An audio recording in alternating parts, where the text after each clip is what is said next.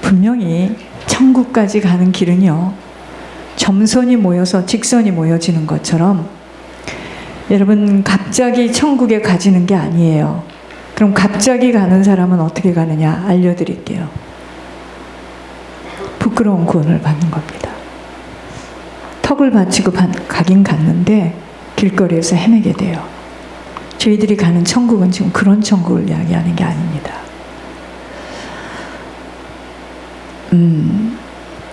말씀을 잘 타야 돼요.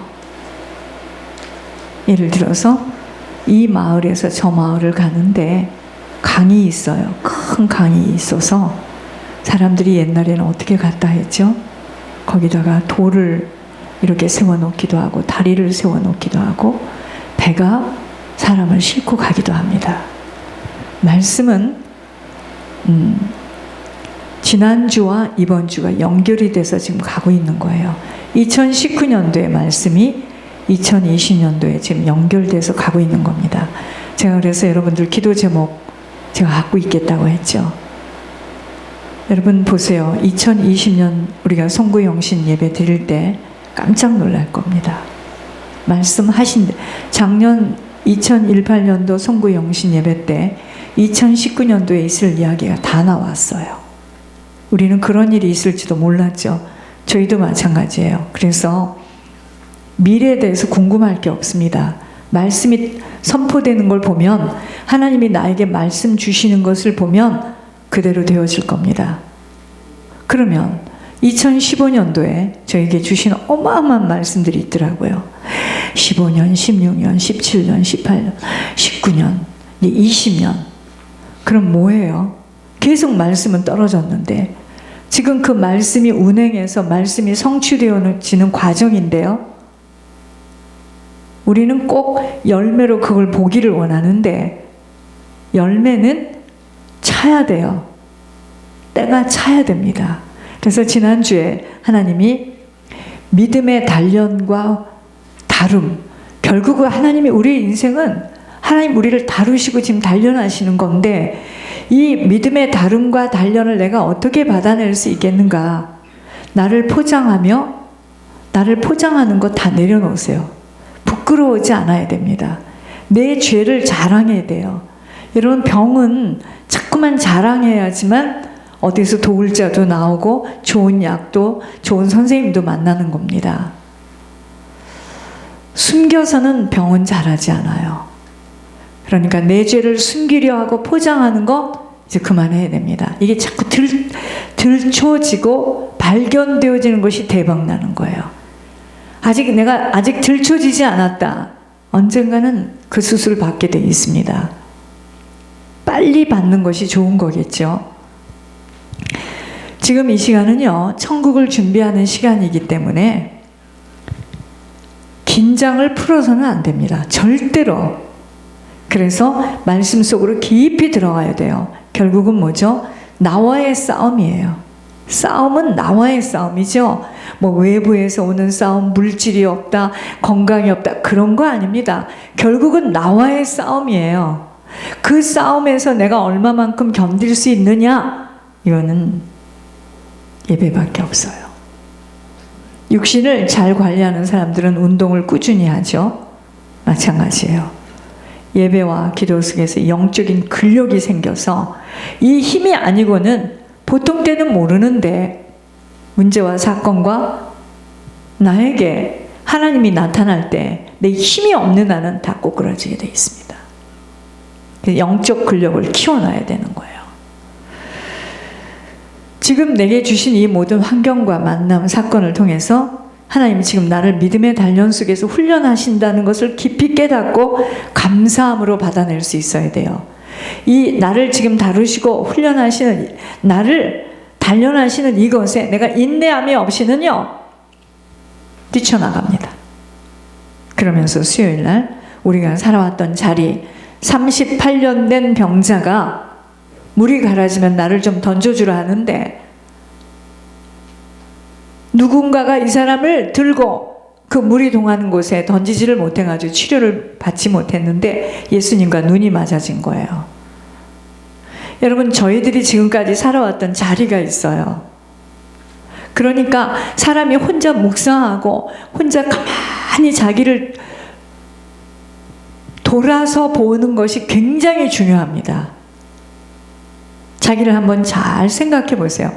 내가 어떻게 살았지? 기억나는 만큼 내가 어떤 일을 저지르고 왔지? 나는 어떤 의도가 내 마음속에 깔려있지? 본인만 알아요. 또 모르는 것도 있습니다. 알게 뭐야, 다 지나간 일이지. 글쎄, 나는 알게 뭔지는 나는 알게 뭐야로 덮었는데 내가 살아온 것은 갚아가게 돼 있어요. 알게 뭐야가 아니에요. 잊어버려. 그 많은 만남들을 내가 어떻게 기억하겠어. 글쎄, 나는 잊어버리고 좋은데 살아왔던 인생은 다 보응을 치르더라 이거예요. 특혜를 받은 사람도 보응을 치르고 똑같습니다. 그래서 휘말리면 안 되는 거예요. 통해서 하시는 말씀만 들어야지. 어떻게 내 살아온 자리를 거두고 일어나야 되는가? 내가 생각하는 것, 내가 원하는 반대 방향, 가장 싫어하는 쪽으로 움직여야 합니다. 아우, 정말 저 인간을 내가 어떻게 지금 싫어하고 있죠? 그 사람을 잘 섬겨야 합니다.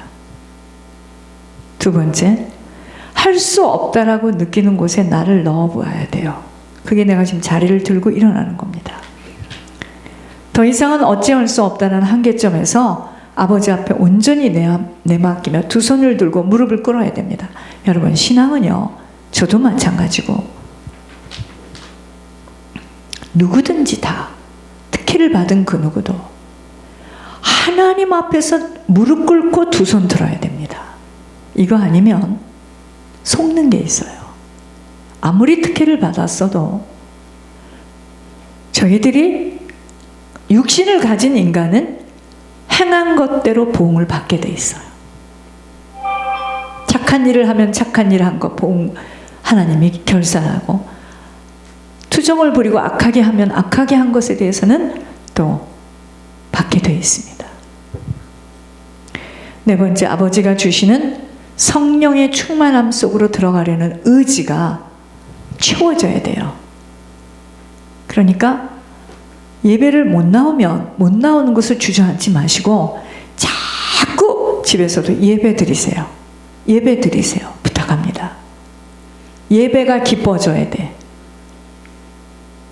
저는 이렇게 그 욕조에서 이렇게 물 떠놓고 이렇게 누워 있을 때도요, 이 몸이 너무 그러니까 독소를 뺀다 해서 소금을 풀고 누워 있을 때도 저는 꼭 말씀을 들어요.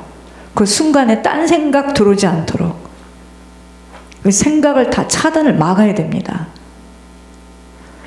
내가 나를 도와야지. 내가 하나님 앞에 지금 가는 길인데 누가 나를 돕겠습니까? 아무도 못 돕습니다. 다섯 번째, 아버지만이 내 인생을 새롭게 변화시킬 수 있어요. 그래서 아버지를 믿는 믿음이, 아버지에 대한 소망이 끊어지지 않아야 됩니다. 아버지는 내가 어떠한 말을 해도 나에 대해서 실망하지 않고, 내가 어떤 실수를 해도 다시 아버지 보혈을 의지하고 제단불 잡고 주님 앞에 나올 때 아버지 거부하지 않아요. 끝까지 거부하지 않습니다.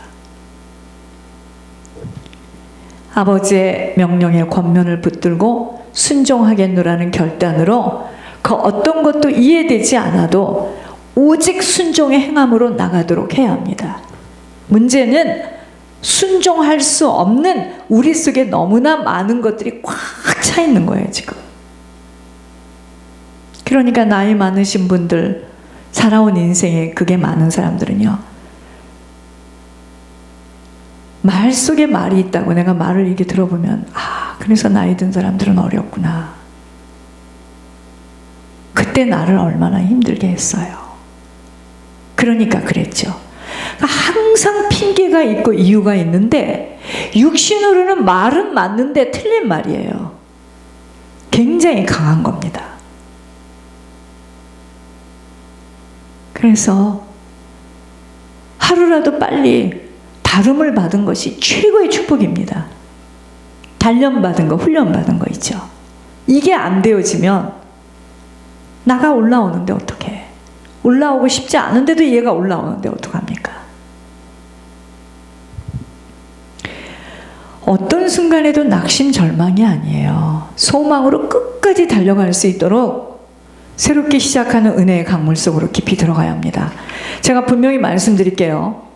예배 지속하지 못하는 나는 신앙 못 지켜요. 결단해야 됩니다. 힘드셔도 결단해야 돼요. 그러면서 왜 하나님이 우리를 고난이 왜 나에게 유익하다고 하는가? 여러분 지금 이 길을 가는 이것도 고난이에요. 넓은 길 많은데 그냥 교회 다니고 뭐 교회에서 그렇게 많은 걸 요구하지도 않는데 왜 이렇게 힘이 드냐고요. 이것도 고난입니다. 안 갈 수도 없고 뒤로도 못 가겠고 괜히 좀 찝찝하고 무섭고 가려니 발이 찢어지고 정말 어찌할 수 없는 이 길을 어떻게 하겠느냐. 이게 고난이에요. 이게 지금 뭔지 아십니까? 하나님의 훈련이에요. 고난은.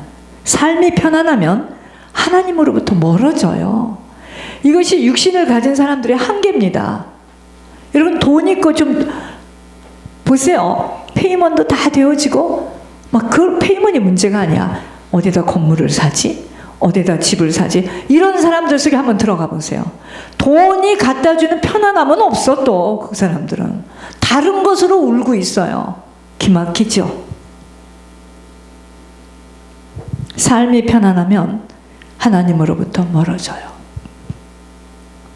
이때부터 교회는 취미 생활입니다. 가면 가는 거고 어머니가 가니까 안 갈 수 없는 거고 가서 내 원하는 만큼 안 할 수도 있는 거고 잠자리 채에다 던지면 되는 거고 꼭 그렇게 내가 힘든데 뼈가 빠지면서 할 필요도 없고 그냥 교회 가는 거고 나 믿고 주님 나 믿어요. 나 믿습니다. 주님 나 우리 엄마같이 망하지 않게 해주세요. 나 믿습니다. 여러분 그건 하나님을 믿는 게 아니에요. 우리 후손들이 지금 다니는 신앙은 그게 예수를 믿는 게 아닙니다. 종교생활입니다.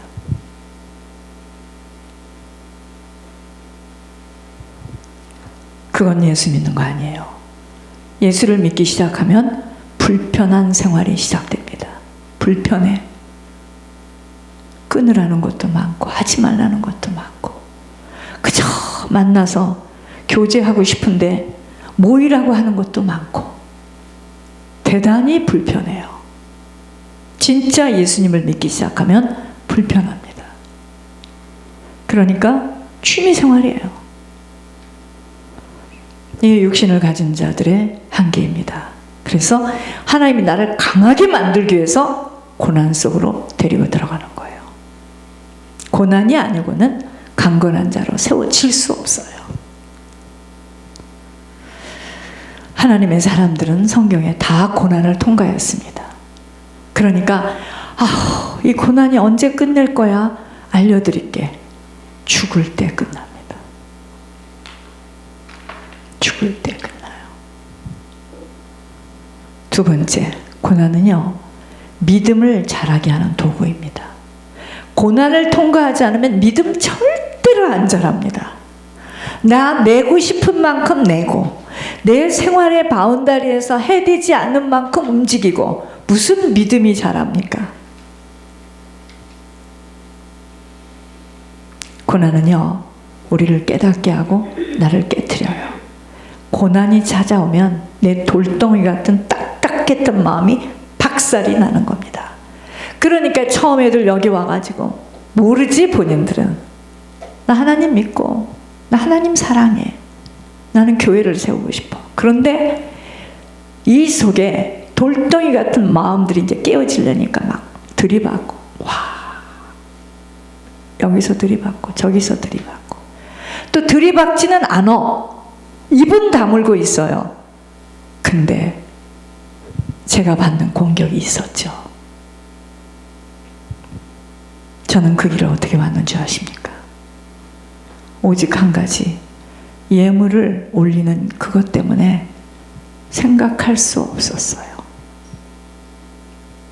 다 입은 다물고 말은 안 해. 그런데 공격해. 제가 다 겪었거든요. 여러분, 고난을 통해서요, 내 교만한 생각이 사라지고 욕심으로 꿈틀대는 육체의 소욕은 죽어요. 그리고 마치 교회에 헌신하는 것을 나를 위해서 하는 것처럼 막 힘들면 힘들다고들 막 난리를 치고요. 근데 거기서 힘들다고 중도 포기하게 되면 아니한 것만도 못하는 그 가정에 저주와 재앙이 와요. 여러분, 그랬잖아요. 저는 뉴질랜드를 가보지 않았는데 거기에는 이상한 새가 있대요. 환경이 좋은가 봐. 그러니까 사람들이 뉴질랜드를 가나 봐요. 이 새는요, 날개가 퇴화되어서 나르지를 못한대요. 그럼 뭔 새가 그런 새가 있습니까? 새는 훨훨 날아야 돼요. 그래서 왜 새 중에 새가 독수리에, 왜 독수리인 줄 아십니까? 독수리는 새끼를 낳으면은요, 팍 떨어뜨려요. 그러면 이러겠죠. 뭐 표현은 안 하지만 으아 하겠죠.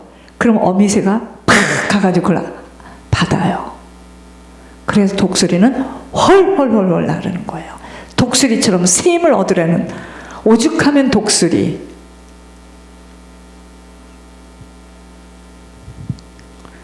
사람에게는요, 환경이 좋은 것이 좋은 게 아니에요.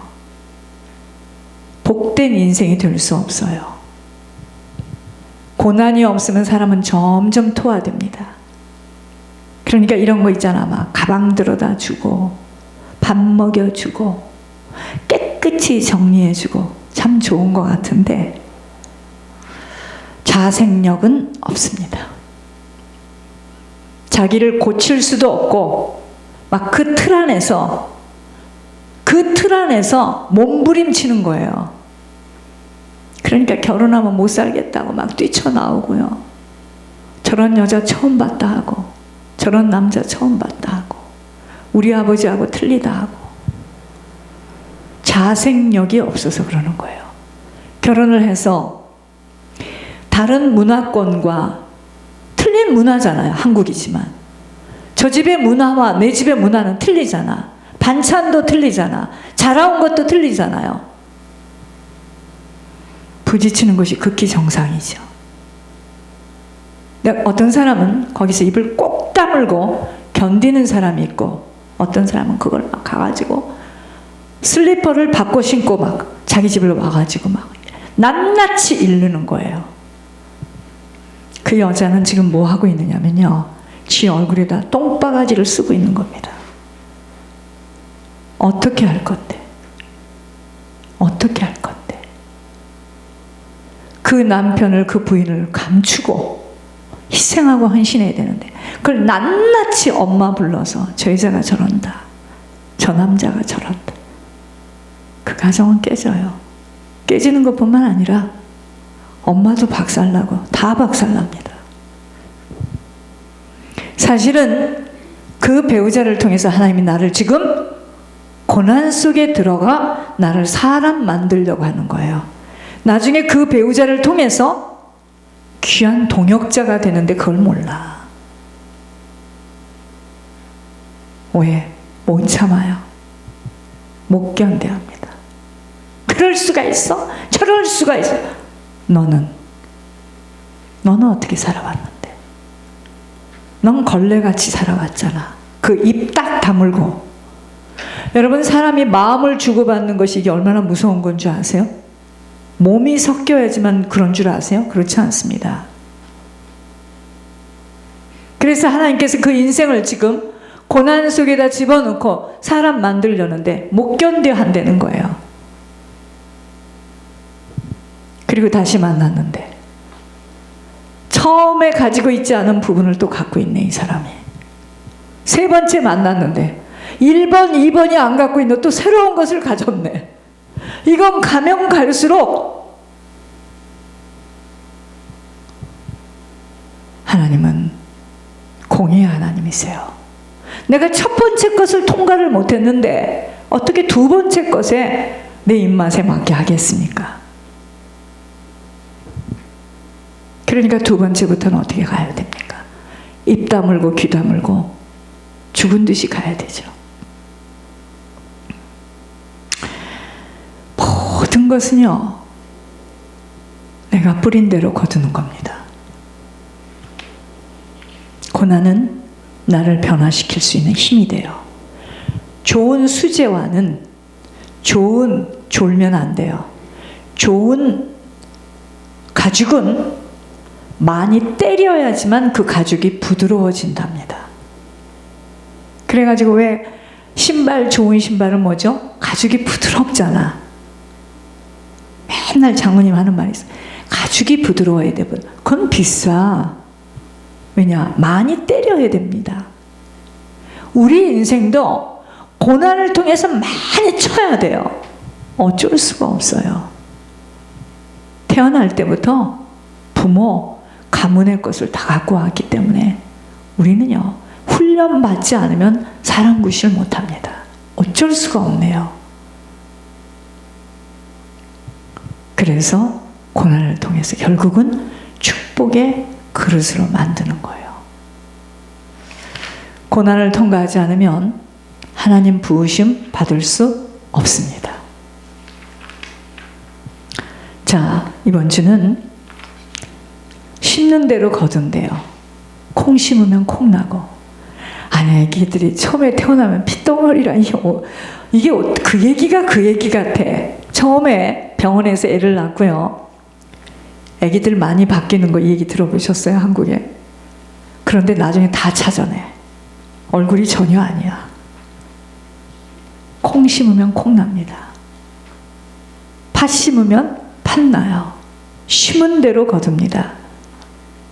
우리는요, 무엇을 위해서 심느냐?